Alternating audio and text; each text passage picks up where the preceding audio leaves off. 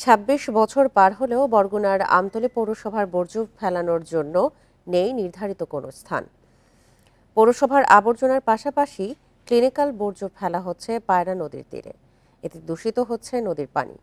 ময়লাযুক্ত পানি ব্যবহারে চর্ম, ডায়রিয়া সহ বিভিন্ন রোগে আক্রান্ত হচ্ছে নদীপাড়ের মানুষ। নির্ধারিত স্থান না থাকায় এভাবে বরগুনার আমতলী পৌরসভার ময়লা আবর্জনা ফেলা হচ্ছে পায়রা নদীর তীরে। এমনকি ক্লিনিক্যাল বর্জ্য পড়ছে নদীতে। এসব বর্জ্য জোয়ারের পানিতে ভেসে যাচ্ছে নদীতে। দূষিত হচ্ছে নদীর পানি, বাধাগ্রস্ত হচ্ছে মৎস্য উৎপাদন। রান্না খাওয়া সবই করি এই দিদি মনে করেন নিয়ে থুই, এবার মনে করেন রান্ধি এইখানে দিতে রান্ধি আর কি করুম করেন। মৎস্যজীবী তাদের মাছ ধরার ব্যাঘাত হচ্ছে।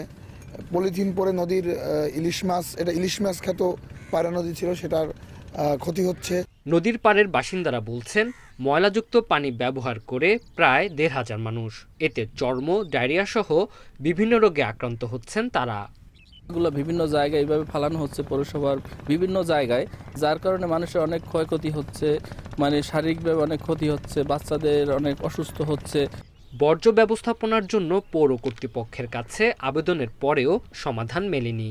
নাগরিক কমিটির দাবি, আধুনিক বর্জ্য ব্যবস্থাপনা নির্মাণের মাধ্যমে ময়লা আবর্জনা রিসাইক্লিং করে সার উৎপাদন করা সম্ভব।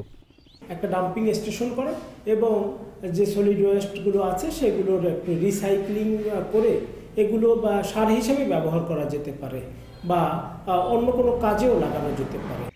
পর্যাপ্ত অর্থ না থাকায় জমি অধিগ্রহণ করতে পারছে না পৌর কর্তৃপক্ষ। বর্জ্য ব্যবস্থাপনার জন্য সরকারি জায়গা খুঁজছে তারা। ৩ মাস দায়িত্ব নেওয়ার পর থেকে আমরা প্রতি সপ্তাহে আমরা জায়গা খুঁজছি। আমরা আশা করি যে মোটামুটি ২-৩ একর জায়গা যদি মিলে যায় তাহলে আমরা সেই জায়গায় ইনশাল্লাহ আমাদের ময়লাগুলো ডাম্পিং করার আমাদের পরিকল্পনা আছে। ১৯৯৮ সালে আমতলী পৌরসভা প্রথম শ্রেণীতে উন্নীত করা হয়। Independent news.